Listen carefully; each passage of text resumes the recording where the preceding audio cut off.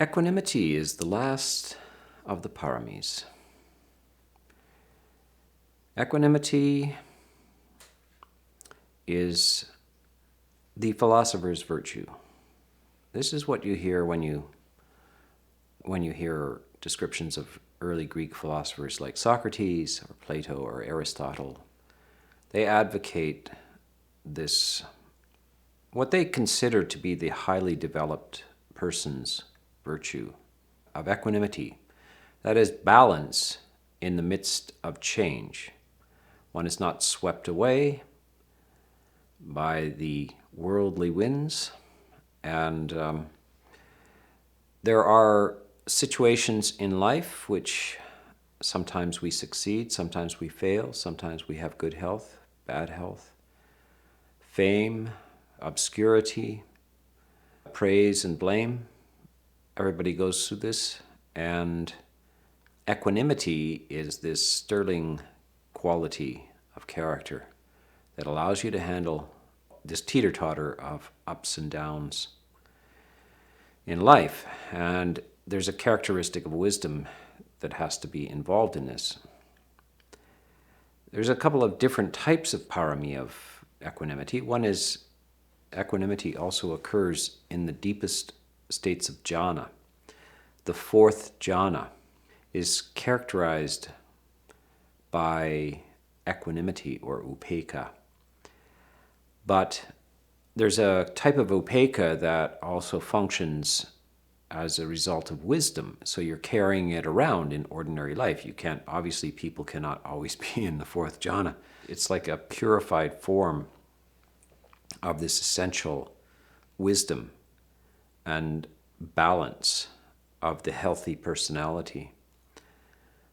This is developed in certain ways. I think that in medium development, people experience shocks and disappointments, but they get over them.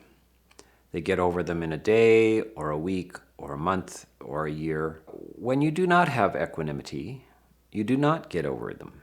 You have shocks to the system, you have failures, and you also have successes. And a person who has no equanimity can be destroyed even by success and fame and praise. Very often we read about people in the newspaper who have not known how to handle success or fame or praise, and they end up celebrating themselves to death, or in fact sometimes worrying about the possibility of losing their fame or their wealth or their success. This is the tragedy of not having equanimity.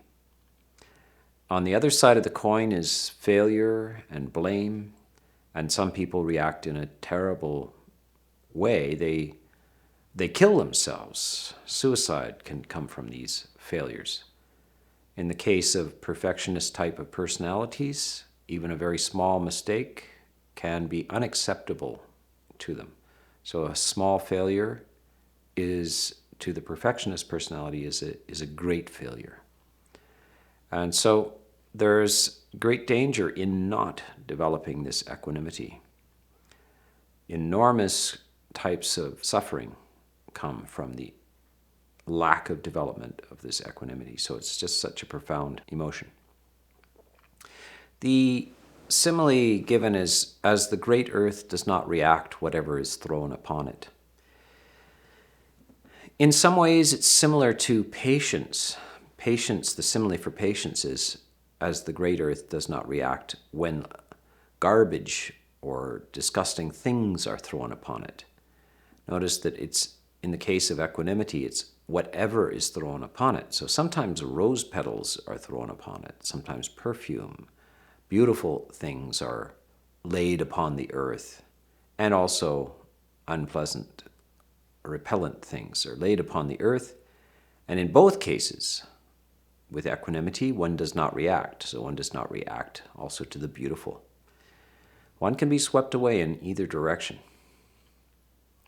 We see it all the time with ordinary people. So this is such a beautiful and necessary development. There is some nice speculation on the balance between loving kindness and equanimity. Loving kindness contributes this warmth so that equanimity does not become cold equanimity or a apathetic quality. One can continue to have this. So equanimity is coolness, a coolness of the mind, a coolness of the head, in fact. At the same time, one can have the warmth of heart of loving kindness. And I think one's human experience is incomplete if one does not have the warmth of human concern. One cannot just live with this cool view of the events as they unfold in the universe. But one needs to have the high view of things. So equanimity is also like going to the top of a mountain and looking down, having the big picture, having some detachment. Just think about being trapped in a traffic jam and feeling the intensity and the closeness of things. And then imagine the same thing seen from the top of a mountain. When you look down on a city from the top of a mountain, you see the tiny little cars and the slow movement, like an ant colony moving around. And it's just merely interesting. Even in farther away, you can actually see occasionally a little bright light goes off in the sky, which happens to be perhaps an exploding galaxy. And all you see, because you're so far from it, you can see a supernova star or a galaxy, and possibly full of world systems, dissolving in light. And all your own reaction is, isn't that pretty, So it's because of the distance. So in a sense that equanimity keeps you able to see things from a distance without getting entangled and lost in them. And one of the distances is that life itself is brief. The time of our life is a mere handful of decades. When we know that and when we see that, the little events of life have some distance to them. We see the little passage of time in the day, the small frustrations that we meet, we see it with distance and coolness. And that is very, very important. Some will object, they want to know about passion, passionate involvement. It's highly overrated. Passionate involvement is highly overrated. It is actually a sweaty experience. I think that it's important to understand that people don't know any alternative to passion except for callousness or apathy. And equanimity is neither callous, unfeeling, or dead, as in apathy. Equanimity is alive and cool and realistic. And that's very important to have. But it doesn't mean that loving kindness ceases to function or that wisdom ceases to function. So one can be a very compassionate person and at the same time cool and level-headed. In a sense, doctors need to have that quality, especially, say, emergency physicians, anybody dealing with these kind of high-level tragedies that happen to people, including the police, the fire department, doctors. They need to be able to be in the midst of this without losing their composure. And that is how they manifest their compassion. So we must understand the value of this. It doesn't mean that they don't do anything. They're not a disinterested observer who walks by. They engage in the situation because they care. But at the same time, they can't afford to lose their head.